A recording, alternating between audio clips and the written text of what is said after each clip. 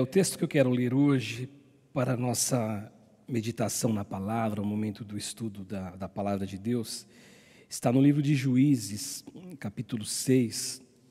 Eu vou ler 2 versos e no decorrer da mensagem desse momento, eu vou ler mais textos. Mas a princípio eu quero ler apenas o verso 1 e o verso 2 de Juízes. O texto bíblico diz assim que, de novo, os israelitas fizeram o que o Senhor reprova. De novo, os israelitas fizeram o que o Senhor reprova. E por conta disso, o texto diz que durante 7 anos, ele os entregou nas mãos dos midianitas. O verso 2 diz assim que os midianitas dominaram Israel, e por isso os israelitas fizeram para si esconderijos nas montanhas. Estavam fugindo dos midianitas, nas cavernas e nas fortalezas. Só até aí, e depois, no decorrer do tempo aqui, nós vamos lendo outros versos desse mesmo capítulo. Hoje eu queria falar sobre o Deus que usa as nossas quedas como disciplina para nos levar de volta a Ele, para nos reconectar com Ele. Deus que usa a minha queda, a queda de alguém, a queda que alguém cometeu por livre e espontânea vontade, ou porque foi escravo daquele desejo, mas mesmo assim, Deus ele usa isso como uma disciplina para nos reconectar com Ele. Eu concordo que esta afirmação, ou este tema, do jeito que eu coloquei o tema para hoje, ele pode ser alguma coisa que é desafiadora para a nossa compreensão. A gente não tem como costume, em nossas mentes, entender que as quedas, que os erros, que as falhas, deveriam ser disciplina para Deus nos reconectar com Ele. É incrível isso que eu estou dizendo para você. Aí você pode dizer, poxa, pastor, mas eu penso assim, eu sei que você pensa. Talvez alguns pensem assim. Só que outros não, eles acham que na verdade, Deus deveria livrá-los de todo mal, de todo problema, só que eles que acabam causando problema, só que eles não assumem os problemas que eles causam. Então, quando alguém ouve do lado de fora uma frase como essa, dizendo que Deus usa as nossas quedas para disciplina, para nos reconectar com Ele, ou seja, Deus está fazendo uso daquilo que aconteceu comigo, sendo que Ele poderia me guardar. E a impressão que a gente tem quando a gente ouve alguém dizendo isso, parece que Deus ele é um Deus que não é cuidadoso. Parece que Ele não é um Deus que não é amoroso, porque Deus não guardou os nossos pés da queda, Deus não nos guardou, porque na oração do Pai Nosso, Jesus ele nos ensina a orar, não nos deixes cair em tentação. E aí existe uma mistura na mente da pessoa, uma falta de compreensão, achando, poxa, então se eu cair, se a tentação me perseguiu e eu cedi, logo Deus não me guardou. Essa é a impressão que algumas pessoas carregam e têm. Agora, uma pergunta, será isso verdade? Será que Deus, esse Deus que ama você, esse Deus que eu li há pouco, agora dizendo que Ele tem prazer no nosso bem-estar, que Ele deseja nos ver prosperar, será que esse Deus, Ele é um Deus assim mesmo, que não nos ama, que nos deixa a nossa própria sorte? Será que Deus é assim mesmo? É uma pergunta para você responder. Ou será que, na verdade, quem pensa assim, quem age assim, quem carrega esse sentimento, não está totalmente equivocado? Na minha visão, na minha opinião, quando alguém pensa assim, olha, Deus não é amoroso, eu tiro isso de frente imediatamente. Eu não acho que isso é uma verdade. E aí você pode perguntar para mim assim, mas por que você acha que não é uma verdade? Em primeiro lugar, porque a queda não é de Deus, a queda é do homem. Você nunca escutou, você nunca leu, você nunca viu história que Deus ele caiu, que Deus ele pecou, que Deus ele se equivocou. Pelo contrário, nós cantamos aqui que não existe um erro, não existe um equívoco na história em relação a Deus. Então aqui o grande detalhe, a primeira coisa, que Deus ele não caiu, a queda é do homem. Outra coisa, ainda dentro dessa primeira resposta, Deus não se juntou com o homem para cair. Ou, em segundo lugar, Deus não empurrou o homem ao buraco. Deus não fez o homem, Deus não armou. até um laço, até porque Tiago, quando ele escreve a sua carta, o irmão de Jesus, ele fala assim que Deus não tenta ninguém, mas o homem é tentado pela sua própria concupiscência, ou seja, Deus não faz nada para com que o homem caia. Agora, quando eu penso assim, quem pensa assim tem uma visão distorcida de Deus. Quem pensa que Deus não é um Deus amoroso, ele tem essa visão totalmente distorcida. Agora, ao pensar que Deus usa e utiliza, é um outro lado da moeda. Quem pensa que Deus não é amoroso porque Deus usa a queda para me disciplinar, para me corrigir, para me levar para Ele, quem coloca esse absurdo na cabeça, ele só coloca porque ele é daquele tipo que acha, não, a Bíblia fala que Deus vai me guardar, a Bíblia fala que o anjo do Senhor acampa ao meu redor, então Deus falhou, ou seja, ele não assume a falha dele, ele nunca assume a falha dele. Agora, quem pensa do outro lado, olha, Deus está me corrigindo, Deus aproveitou dessa queda, deste erro, para me reconduzir de volta a Ele, me reconectar. Ele só pode entender assim porque ele vê, ele consegue enxergar, diferente do outro lado, amor, compaixão, misericórdia de Deus para com os homens, e nunca ao contrário. O grande problema é que depois da queda, e eu faço referência não só à queda lá no Éden, mas à queda do homem, são poucos aqueles que assumem o seu erro. Nós temos como tendência, depois da queda, sempre culparmos a Deus.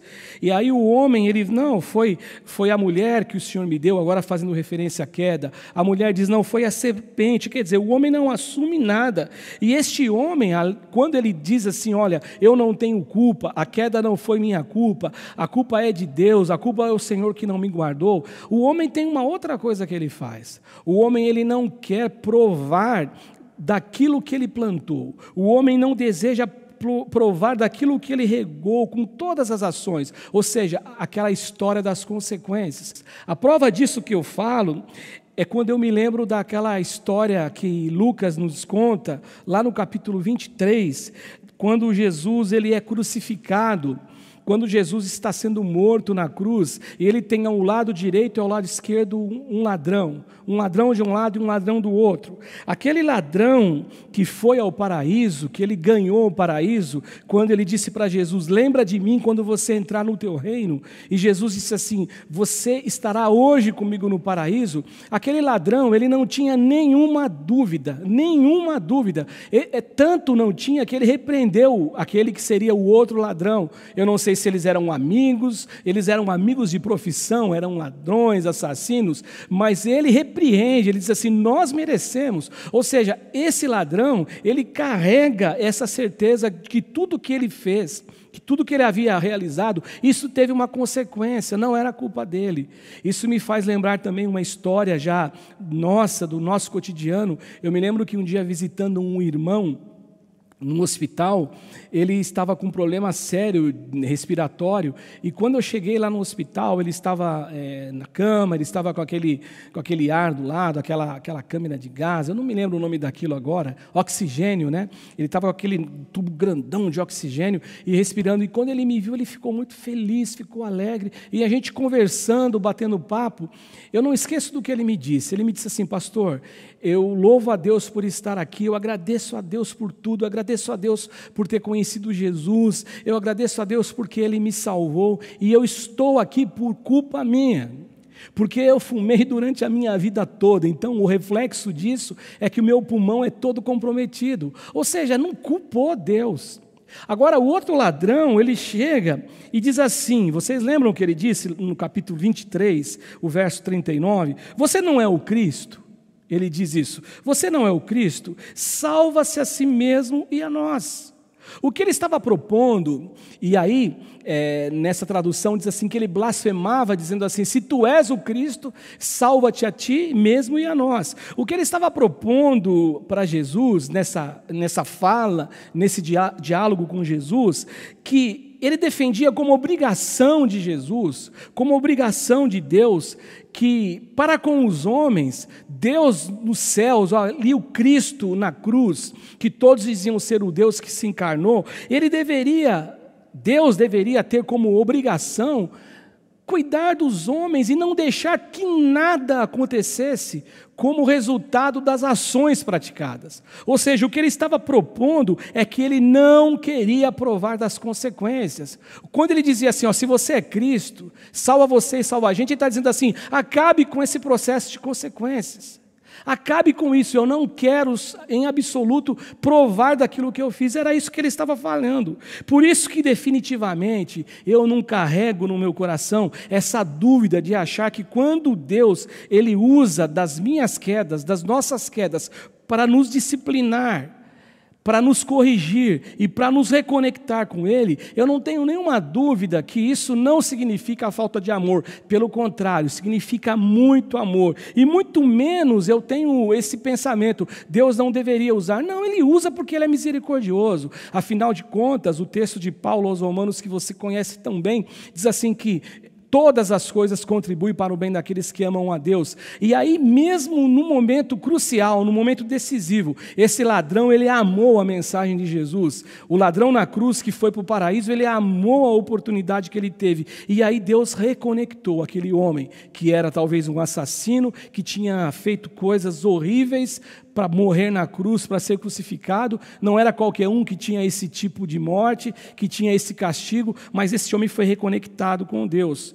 E no texto de Juízes, que eu não li, no capítulo 2, no verso 10, diz assim que depois da geração de Josué, depois que Josué morre, nasceu uma geração nova de israelitas. E a geração dos israelitas que nasceu, na verdade, essa nação, essa geração, melhor dizendo, eles não conheciam a Deus, é isso que o texto fala, não conheciam ao Deus de Israel, não conheciam o Deus dos pais deles, e também não conhecia tudo o que o Senhor tinha feito a Israel. E diante disso, então, quando eu leio esse verso 10, eu consigo identificar uma desconexão com Deus.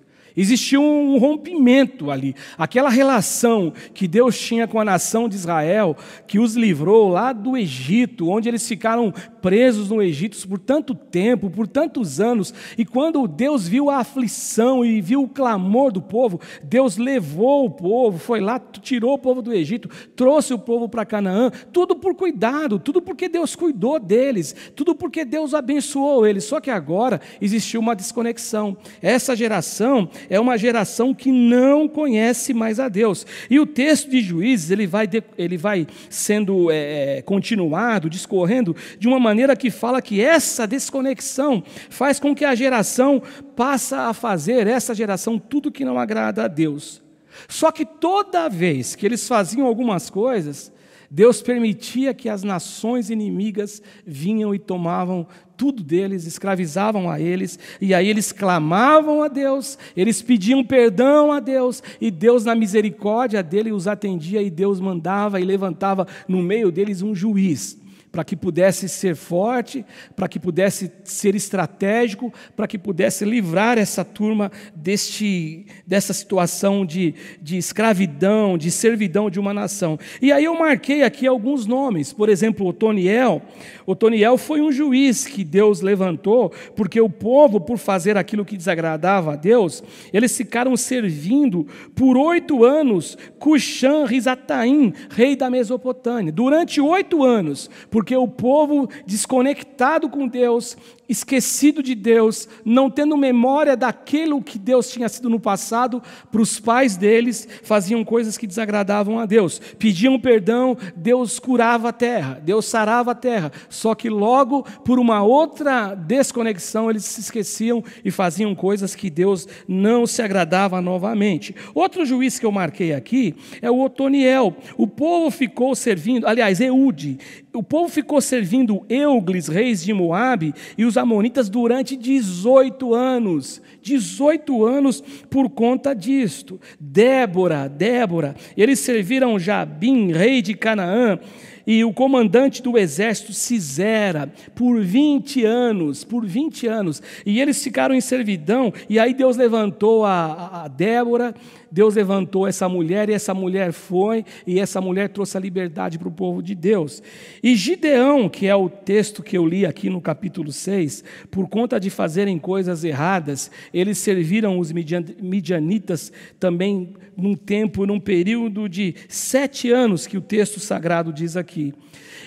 Por isso que eu vejo Deus usando destas quedas, dessas desconexões, como disciplina. Deus disciplinava o povo, porque o povo se afastou dele, mas Deus tinha a intenção de reconciliar o povo. E eu vejo Deus usando as quedas humanas como possibilidade de reconexão com ele, desde o início de tudo.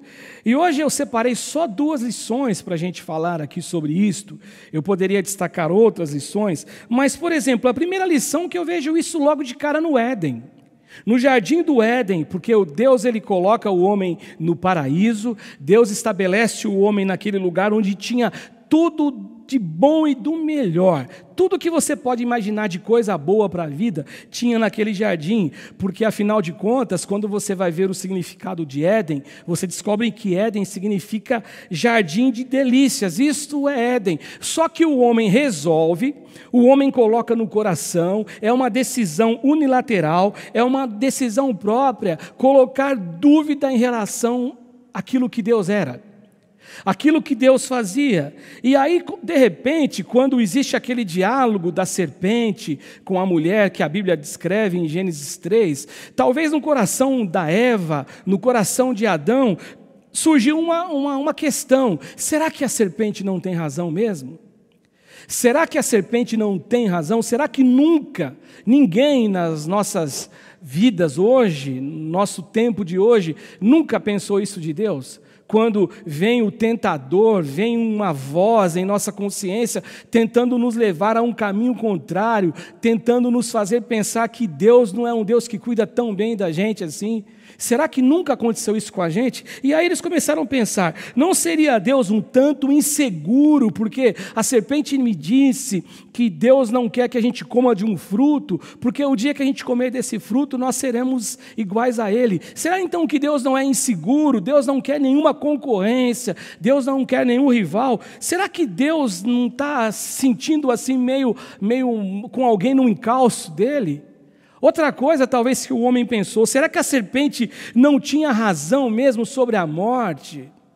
Deus disse que nós vamos morrer. Será que Deus não é um Deus que tem como prática? Será que Deus não é um Deus que tem como costume colocar um medo, um pavor dentro de nós? Afinal de contas, a gente vê muita gente que faz isso. Nós vemos muitos ministérios que fazem isso, muitos pastores, infelizmente, que fazem isso, que quer que as pessoas sirvam a Deus por medo. E aquilo que Jesus disse, que quem conhece Ele fica livre, Ele não fica livre, Ele fica preso, porque Ele fica preso ao pavor, Ele fica preso ao medo. E talvez foi esse exatamente o sentimento da Eva, do Adão. Será que Deus ele não mentiu? Será que a serpente realmente não tinha razão? Não, vocês não vão morrer não, porque o dia que vocês seguirem o destino de vocês, o dia que vocês fizerem o que vocês vão fazer, lógico que Satanás não estava dizendo, o dia que vocês fizerem o que desaprova a Deus, aí vocês vão morrer. Não, Deus está mentindo para vocês, se vocês não vão morrer, vocês se tornarão igual a Deus. Será que a serpente não tem razão? Deus está mentindo para a gente, porque no fundo, Ele nos ama. E aí a cegueira toma conta, né? Porque aí no jardim do Éden, o jardim de delícias, um ambiente que era um paraíso realmente, um ambiente maravilhoso, cuidado de Deus, todas as árvores do jardim para comer, todas as árvores boas, agradáveis, domínio sobre tudo, domínio sobre todas as coisas, Deus conversando com eles na virada do dia, os abençoando, os guardando, livres de todo o mal. Só que aí, quando começa a surgir dúvida, a cegueira toma conta da gente, e aí a gente começa a não ver mais os cuidados. Foi o que eu disse no domingo, para aquele que não conhece Deus, ou para aquele que não reconhece Deus ser o Senhor como pastor da vida dele, todo aquele pasto verdejante, aquele cenário para ele, na verdade, é uma sequidão, é um pasto seco. E talvez foi essa dúvida que a mulher e o homem tiveram no coração. E aí o homem desobedece. E aí a decisão do homem é fazer aquilo que ele não deveria fazer. E ele cede ao pecado e ele cede à desobediência. E diante disso, então, nós vemos o cenário que eles foram expulsos do Éden. Deus colocou lá os querubins para que eles não tivessem mais acesso à árvore da vida. Deus ainda assim estava preservando o homem, para que eles não comessem da árvore da vida e vivessem direto e sempre, para sempre no pecado. Mas Deus não abandonou o homem. E isso que eu chamo a atenção tua, e isso que é a minha defesa, a minha proposta aqui nessa noite. Que Deus usa a nossa queda como disciplina, mas a disciplina não é porque Ele não ama, a disciplina não é porque Ele é um Deus mau, a disciplina não é porque falta cuidado e amor, não, porque Ele quer nos reconectar com Ele. Deus não abandonou o homem, e lá foi nesse cenário mesmo que Deus já preparou tudo.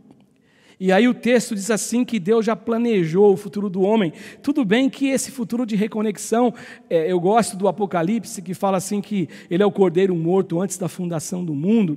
O texto no Novo Testamento também fala isso. E aí, no verso que você conhece tão bem, que alguns dizem ser o proto-evangelho, ali que nasce, ali que se inicia todo esse processo de reconciliação, de reconexão. E aí o texto fala assim em Gênesis 3,15, porém inimizade entre você e a mulher, falando para a serpente. Ele dá lá o veredito dele para o homem, para o ser humano, e agora ele vem para a serpente, porém inimizade entre você e a mulher, entre a sua descendência e o descendente dela, apontando já para o nascimento do Cristo histórico, que se faria homem, habitaria entre os homens e viria para nos salvar. E aí diz assim o texto que este lhe ferirá a cabeça e você ferirá o calcanhar. Olha como desde o início, então, de tudo, Deus está usando. Agora o homem foi disciplinado, o homem saiu do paraíso, o homem cometeu coisas horríveis, o homem errou, mas Deus sempre acompanhando, Deus sempre cercando o homem, Deus sempre fazendo com que a misericórdia dele ficasse perseguindo o homem, porque ele amava o homem, porque o desejo de Deus é que o homem se reconecte com ele. Mesmo o homem que caiu, mesmo o homem que pecou, mesmo o homem que errou, a disciplina vem, a consequência vem até como uma disciplina, só que Deus faz isso, ou Deus permite isso, para reconectar o homem com Deus. E a segunda lição, que eu disse que hoje serão só duas, a segunda lição é que eu vejo essa reconexão aqui no livro de Juízes, eu vejo exatamente quando Deus levanta homens, levantou a Débora para socorrer a nação dos seus inimigos. No capítulo 1, versículo 1, que eu li no capítulo 6, diz assim, de novo os israelitas fizeram o que o Senhor reprova. Olha como diz o escritor bíblico, de novo, novamente, porém os filhos de Israel, nessa tradução, fizeram o que era mal aos olhos de Deus. De novo, e aí diz o texto assim, a linguagem da Bíblia, ela tem algumas figuras que às vezes nos confundem, e diz assim, e Deus os entregou na mão dos midianitas. Isso é literal, Deus deixou eles à sorte deles.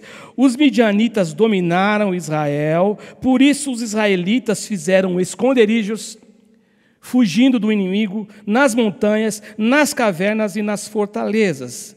Fazer o que é mal perante o Senhor, ou fazer o que desagrada, como diz aqui no texto, significa literalmente queda. É queda da conexão com Deus. A conexão não está funcionando, o Wi-Fi com Deus não funciona, caiu, interrompeu, não tem mais como eu ter contato com Deus. Então fazer o que não agrada a Deus é queda de Deus, queda da comunhão, queda do amor de Deus, queda da misericórdia de Deus, queda do cuidado de Deus, é uma separação, é uma reconexão que é abandonada, não existe conexão, é desconexão. E embora esse texto que eu estava dizendo sobre o texto sagrado, às vezes trazer algumas informações que na leitura alguns possam se confundir, pareça que Deus é responsável por conta do que eles fizeram, é responsável pela disciplina, tá bom, é Deus que está disciplinando, mas eles são responsáveis pela disciplina, entregou-os nas mãos do inimigo. Eu gosto de pensar que Deus é responsável pela execução da disciplina, porque a disciplina só veio na minha vida porque eu escolhi um caminho errado.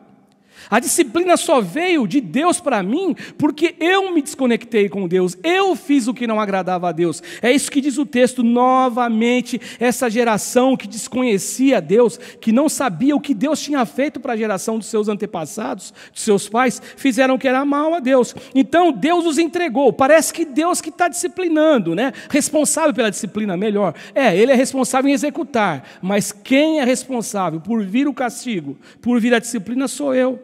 Sou eu quem sou o responsável. Foram os israelitas que fizeram o que Deus reprovava. Não foi Deus que fez com que eles fizessem o que era errado. Pelo contrário, existia uma história, existia a história narrada. Não existia um livro escrito, mas existia a história oral que estava sendo contada, que estava sendo revelada de geração em geração. Só que isso foi caindo no descrédito, no esquecimento, foi caindo num cenário de desimportância. As pessoas não se importam mais com o que Deus diz, com o que a palavra diz, com o que os nossos pais nos ensinaram. Era isso que acontecia com a geração desses israelitas. E aí diz o verso 3 e o verso 4: e sempre que os israelitas faziam as suas plantações, os midianitas, os amalequitas e outros povos da região a leste deles, os invadiam, acampavam na terra, destruíam as plantações ao longo do caminho até Gaza e não deixavam nada vivo em Israel.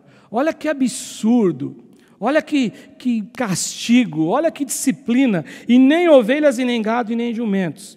E aí eles subiam trazendo seus animais e suas tendas e vinham como enxames de gafanhotos. E era impossível contar os homens e os seus camelos. Era muita gente destruindo a nação, as plantações, invadiam a terra para devastá-la, como gafanhotos mesmo. Por causa de Midian, Israel empobreceu tanto que os israelitas clamaram ao Senhor. Ou seja, eles faziam o que não agradava a Deus, existia uma desconexão com Deus, eles continuavam fazendo o que não prestava, vinha o inimigo, vinha a disciplina que Deus estava executando, a disciplina que eles mesmos trouxeram a eles, e aí eles ficavam sofrendo até que eles não aguentavam mais. E a prova que Deus só tem a responsabilidade de executar a disciplina está na palavra do profeta diante dos israelitas. Quando os israelitas, verso 7 e verso 9, quando os israelitas clamaram ao Senhor por causa de Midian, ele lhes enviou um profeta, que disse, olha o que o profeta disse, gente: assim diz o Senhor Deus de Israel, eu tirei vocês do Egito, da terra de escravidão, eu os livrei do poder do Egito e das mãos de todos os seus opressores, expulsei-os, dei a vocês uma terra que era a terra deles, uma terra que mana leite e mel. Você conhece a história. E no verso 10, e também disse a vocês, Deus falando, eu sou o Senhor Deus, não adorem os deuses dos amorreus, em cuja terra vivem, mas vocês não me deram ouvidos. Ou seja, quando você lê o texto, Deus os entregou na mão dos midianitas, não parece que esse Deus é um Deus que não cuida? Não parece que esse é um Deus vingativo? Não, fez errado, agora vocês vão ter que tomar na cabeça. Não parece? Nós que somos assim, né? Os amigos que nós temos que nos traem, aí quando vem pedir perdão, a gente vem sempre com uma lição de moral. Deus não. Agora, quando você começa a observar o texto, você vai entender que a disciplina só existe como algo que é consequência. É como o ladrão na cruz que eu citei. Um dizia, não, nós merecemos. Outro, não, eu não quero ter consequências dos meus atos. Se você é Deus, apaga tudo. Apaga toda a história errada. Apaga tudo como se não existisse. Deus não é assim. Deus não brinca com a gente. Jesus morreu na cruz. Eu sempre digo, é lógico que isso aqui, o que eu digo, não existe, não vai existir nunca. Mas eu penso assim, Deus não poderia apagar tudo? O homem errou, eu construí o homem. Na verdade, eu fiz o homem, formei o homem, né? Eu sou o criador do homem. O homem errou, o homem pecou. Vamos apagar tudo, vamos esquecer a brincadeira, vamos começar de novo? Deus poderia fazer, mas Ele não fez. Pelo contrário. A Bíblia fala que Jesus, que é o Cristo eterno, Ele se tornou o Cristo histórico, Ele morre na cruz. Ele pagou um preço alto, um sacrifício perfeito, como foi cantado domingo aqui pelo Davi e a equipe, o sacrifício perfeito. Então, tudo que eu faço tem consequências. A minha desconexão com Deus atrai coisas ruins para mim. Por isso que o profeta fala, olha, Deus abençoou vocês, Deus fez isso, Deus fez aquilo, e vocês desprezaram a Deus, vocês adoraram ídolos, tudo que não era para fazer. E quando nós não damos ouvidos a Deus, gente, o resultado é queda. Quando nós fazemos o que não agrada a Deus, é queda. É na desobediência que a queda ela ganha realidades, ela ganha concreção, é na desobediência. Ela se torna concreta quando eu desobedeço, quando eu não ouço mais Deus, quando o meu ouvido ele fica um ouvido que não é mais sensível à voz de Deus, e aí como resultado, eu vou me afastando de Deus, eu vou ficando desconectado de Deus. No domingo eu estava vendo o Fantástico, e eu achei interessante uma reportagem, eu dei bastante atenção para ela, sobre essa questão do 5G. E o repórter da Globo, ele estava numa esquina de Nova York e tinha algumas antenas assim, e na hora que ele pegou o celular 5G, que ele testou a velocidade de download, chegou, 900, deu quase 1000. E aí ele falou assim, só que interessante que eu vou lá para o outro lado. Ele andou coisa de 100 metros, não chegou a 200 metros, e na hora que ele andou, as antenas não captavam mais o sinal do celular, a conexão com o celular, e não chegou nem a 2 gigabytes. Eu fiquei pensando assim, eu já estava estudando, já tinha pensado o que eu ia falar, nós agimos assim com Deus, a gente vai saindo daquela antena, que é o poder de Deus, que é o Espírito Santo, nós vamos nos afastando, ficando distante, e de repente a gente não tem mais nenhum sinal com Deus, nenhuma conexão, sempre o resultado será isso. Agora, o que me chama atenção em Deus, por isso que eu disse desde o começo, então um Deus que usa das quedas, que não me guardou, não me livrou das quedas, é um Deus mau. Eu falei, não, eu rechaço isso como verdade. Não, Deus cuida de mim, eu vejo pelo outro lado. Eu entendo a mensagem do outro lado da moeda. Não, Ele está fazendo isso porque Ele me ama. Eu estou tendo consequência, mas Ele me ama. Eu não posso ser como o ladrão, o mau ladrão na cruz, que não foi para o paraíso. Não, apaga tudo. Eu não quero viver do que eu provei, não quero provar das minhas ações. Não é assim. Tem disciplina, mas eu vejo isso, que mesmo assim, quando a nação clamava, o texto nos mostra, ele ouvia a nação, eles eram disciplinados e depois eles recebiam a misericórdia e o amor de Deus. Deus, pela grande compaixão, Deus estava usando a queda desses caras, da nação de Israel, como disciplina para trazê-los de volta a Deus, a Ele. Reconectá-los. E isso foi sempre. E olha como Deus é misericordioso, né, irmãos? Deus é sempre. Caiu uma, levantava um juiz, Otoniel, levantava a Débora, Baraque não quis ir sozinho, não, eu só vou se você for comigo. Aí a Débora falou, tá bom, mas o nome vai ficar para mim. Deus está mandando você está com medo, eu vou com você. Mas levantou a Débora, a Baraque, levantou a tantos homens. Agora, Deus faz isso por quê? Porque Ele é um Deus que ama e o amor dEle é com letra maiúscula. Deus faz isso porque Ele é misericordioso e a misericórdia dEle é com letra maiúscula. Porque Deus, Ele deseja reconectar o homem com Deus. Quando a gente estuda Apocalipse, eu estava estudando antes da pandemia com os irmãos aqui de terça-feira, nós descobrimos que todos aqueles castigos, que todos aqueles problemas, que aquelas pessoas que um dia enfrentarão, Deus está fazendo tudo aquilo, ou permitindo tudo aquilo, para levá-los ou trazê-los de volta a Ele. Reconectá-los, mas mesmo assim as pessoas não desejam. A minha conclusão, eu leio Juízes 10, o verso 11 e 12. Então o anjo do Senhor veio e sentou. Está certo esse texto aí? 10, capítulo 10. Eu não sei se eu marquei certo para vocês. Se eu não marquei certo, provavelmente, Sheila, eu não vou encontrar, tá bom? Eu não sei se é o capítulo 2, verso 11 e 12, mas se você não achar, não faz mal. Eu vou ler aqui na minha tradução, porque está marcado aqui Juízes 10, 11 e 12, mas pelo que eu estou vendo, não é esse texto mesmo. Então diz assim o texto aqui, que eu não sei qual que é agora, me perdi aqui na informação que eu anotei. Então o anjo do Senhor veio e sentou-se sobre uma grande árvore de Ofra, que pertence ao Abiesrita Joás. Deve ser o capítulo 6, talvez se é o 6, o 10, o 11 e o 12. Gideão, filho de Joás, estava malhando trigo num tanque de prensar uvas. Olha o que ele estava fazendo, malhando trigo num tanque de prensar uvas, para escondê-lo dos midianitas. Então o anjo do Senhor apareceu a Gideão e ele disse assim: o Senhor está com você, poderoso guerreiro. Aí o Gideão responde assim. Olha o que o Gideão respondeu para Deus. Olha como nós temos essa mania de culpar a Deus dos nossos erros e das nossas falhas. Aí você pode dizer, poxa, pastor, mas Gideão ele foi o juiz que foi levantado. Ele era um cara sincero, sim, mas ele atribuiu a Deus todo o problema que a nação, e ele ficou cego em relação ao pecado das pessoas. Ele ficou cego em relação à queda das pessoas. Então, às vezes, a nossa queda, por mais óbvio que pareça que eu estou falando aqui, que Deus usa as nossas quedas como disciplina para nos reconectar. Pastor, como que você está dizendo que alguém defende ao contrário? Irmãos, por mais óbvio que pareça, tem gente que defende ao contrário, que acha que não merecia ser disciplinado por conta de uma queda. E é o que Gideão fala. Senhor, Gideão respondeu para o anjo do Senhor, com letra maiúscula, né? Se o Senhor está conosco, por que aconteceu tudo isso?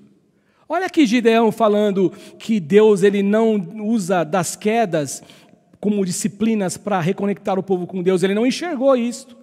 E quantos da nossa geração não enxergam isto? Quantos que vão embora da igreja? O cara faz arte, o cara apronta, o cara erra, o cara faz tudo que não agrada a Deus, mas sai culpando o pastor, sai culpando Deus. E quando culpa pastor, está tudo bem, culpou a gente está acostumado. É como sempre eu e meu irmão conversamos, a pessoa sai de um ministério, se não sair bem, ele vai sair falando mal do ministério. Mas e quando culpa a Deus? Quando ele se torna ranzinza em relação a Deus? Quando ele se torna uma pessoa que não consegue mais ouvir a voz de Deus? E aí ele disse isso. Onde estão todas as suas maravilhas que os nossos pais nos contam quando dizem, não foi o Senhor que nos tirou do Egito? Olha aqui a narração, não de um texto, mas a narração oral. Gideão ouviu isto. Então, quando a geração não conhecia a Deus e não conhecia os seus feitos, não é que eles não tinham ouvido falar de Deus, nem ouvido falar do que Deus tinha feito. Eles não conheciam porque eles não vivenciaram, mas os pais contaram, Deus é o Deus que nos livrou do Egito. Aí ele fala assim, mas agora o Senhor nos abandonou e nos entregou nas mãos de Midian. Está culpando a Deus porque Deus está disciplinando, executando a disciplina por conta da queda da nação. É interessante como o homem tem dificuldade de ver e enxergar, né? O amor de Deus, o carinho de Deus, e ele só consegue culpar a Deus das mazelas que ele mesmo provoca. Mas mesmo assim, mesmo diante dessa verdade, dos homens serem assim, eu vou dizer nós sermos assim, Deus ele deseja nos reconectar com Ele. Ele usa das quedas humanas, dos erros humanos, como disciplina para trazer o homem ou levar o homem de volta a Ele. É isso que Deus faz. Isso não é nem de longe, agora, isso é importante que eu vou dizer, viu, meus irmãos? A minha pregação aqui, hoje, nesse estudo, não é nem de longe um convite para que a gente saia caindo para tudo quanto é lado aí.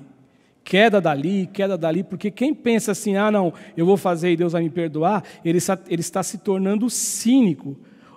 E não é um convite para o pecado deliberado.